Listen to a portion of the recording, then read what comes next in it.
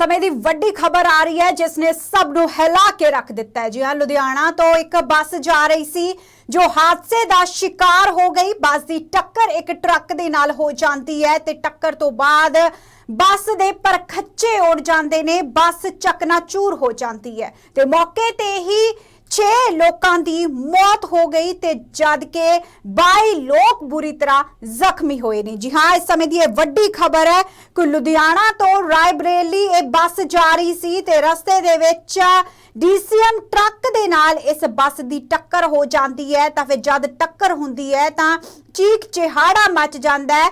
6 लोगों की मौके ते ही मौत हो गई जबकि 22 सवारियां बुरी तरह जख्मी हो गई ने। तुहानूं दस दईए बस दे विच 50 के करीब सवारियां मौजूद सन ते नाल ही तुहानूं इह दस दियां कि हुण इह टक्कर क्यों होई। तुहानूं दस दईए कि बस दे ड्राइवर नूं नींद आ गई सी, नींद दी झपकी लगी तां अख झपकदे ही इह वड्डा हादसा वापर गया। हादसे दियां तस्वीरां तुहानूं असीं दिखा रहे हां कि किस तरह ये टक्कर होई। टक्कर तो बाद बस दे तुसीं हालात देख सकदे हो, बस पूरी तरह चकनाचूर हो गई है ते बस दे विच 50 सवारियां मौजूद सन जिन्हां विचों 6 की मौत हो चुकी है जबकि 22 बुरी तरह जख्मी हो गई ने। जदों ये टक्कर हो गई तो चीख चिहाड़ा मच गया, आस पास के लोग भी उत्थे पहुंच गए, पुलिस भी मौके ते पहुंच जाती है ते फिर जख्मियां नूं सैफई मैडिकल कॉलेज विच दाखिल करवाया गया। ते दस दिए कि सवेरे 4:30 बजे ये भयानक हादसा वापरिया। दस्सिया जा रहा है कि बस दे ड्राइवर नूं नींद आ गई ते नींद दे कारण ही बस DCM ट्रक दे नाल टकरा जाती है ते टकरा तो बाद की हालात पैदा हुंदे ने वो तस्वीरां गवाह ने। बुरी तरह सवारियां जिहड़ियां बस दे विच सवार सन जख्मी होईयां ने। 6 के करीब लोगों की मौत हो चुकी है इस सड़की हादसे विच। एक बार फिर दस दिंदे आ कि लुधियाना तो रायबरेली ये बस जा रही सी, बस की टक्कर हो जाती है DCM ट्रक दे नाल ते उस तो बाद बस विच सवार 6 लोगों की मौके ते ही मौत हो गई क्योंकि ये हादसा ही इन्ना ज्यादा भयानक सी। ते किस तरह ये भयानक सी वो तुसी तस्वीरां देख के अंदाजा लगा सकते हो क्योंकि बस जिहड़ी है वो पूरी तरह चकनाचूर हो चुकी है, बस पूरी तरह टुट चुकी है। बस दे हालात इस चीज नूं बयान करदे ने कि टक्कर जबरदस्त होई ते 6 लोगों ने मौके ते ही दम तोड़ दिता जबकि 22 यात्री जिहड़े ने वो बुरी तरह जख्मी होए ने जिन्हां नूं सैफई मैडिकल कॉलेज विच दाखिल करवा दिता गया। जी हाँ, वड्डी खबर है इस समय की जिहड़ी तुहाडे नाल साझी की जा रही है कि किस तरह ये भयानक हादसा वापरिया है ते क्यों हादसा वापरिया ये भी तुहानूं दस्सिया कि बस दे ड्राइवर नूं नींद आ गई सी। सवेरे 4:30 बजे का समा सी जदों बस रायबरेली लई गई तां रस्ते दे विच बुरी तरह टक्कर हो गई ट्रक दे नाल। ते दस दईए कि फिरोजाबाद विच आगरा लखनऊ एक्सप्रैस वे ते ये हादसा वापरिया।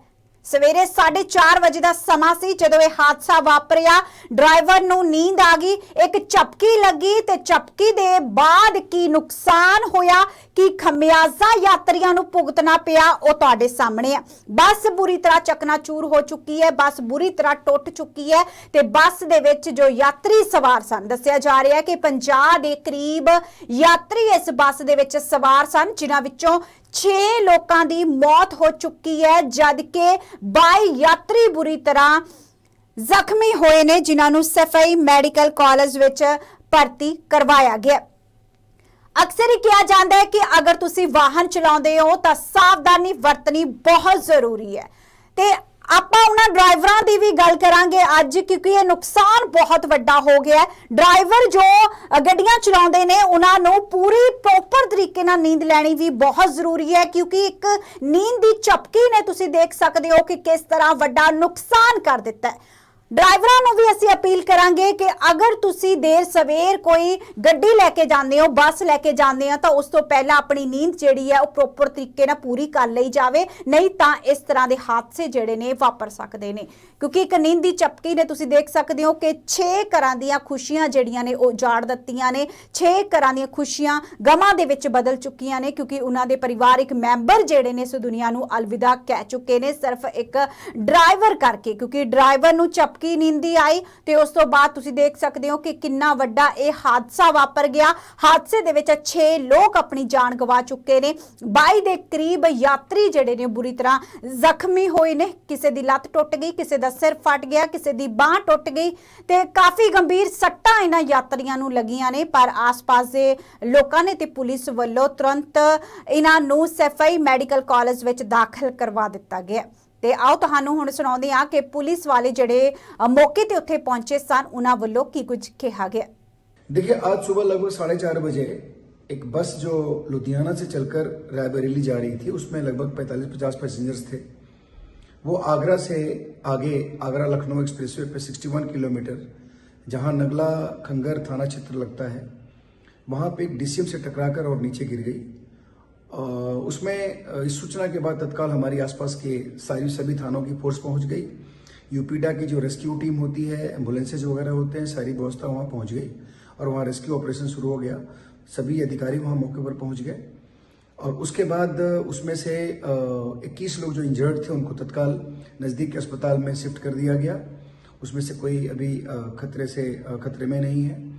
19 लोग वहां मौके पे सेफली रेस्क्यू कर दिए गए और वहाँ पे 6 लोग उस बस में डेड हो गए थे, उनको वहाँ से मोर्चरी शिफ्ट कर दिया गया है।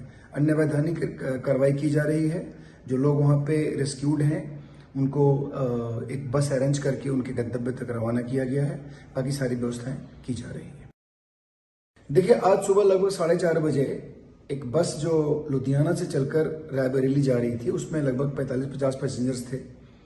वो आगरा से आगे आगरा लखनऊ एक्सप्रेसवे पे 61 किलोमीटर, जहां नगला खंगर थाना क्षेत्र लगता है, वहां पे एक डीसीएम से टकराकर और नीचे गिर गई। उसमें इस सूचना के बाद तत्काल हमारी आसपास के सभी थानों की फोर्स पहुंच गई। यूपीडा की जो रेस्क्यू टीम होती है, एम्बुलेंसेज वगैरह होते हैं, सारी व्यवस्था वहां पहुंच गई और वहां रेस्क्यू ऑपरेशन शुरू हो गया। सभी अधिकारी वहां मौके पर पहुंच गए और उसके बाद उसमें से 21 लोग जो इंजर्ड थे उनको तत्काल नज़दीक के अस्पताल में शिफ्ट कर दिया गया। उसमें से कोई अभी खतरे में नहीं है। 19 लोग वहाँ मौके पे सेफली रेस्क्यू कर दिए गए और वहाँ पे 6 लोग उस बस में डेड हो गए थे, उनको वहाँ से मोर्चरी शिफ्ट कर दिया गया है। अन्य वैधानिक कार्रवाई की जा रही है।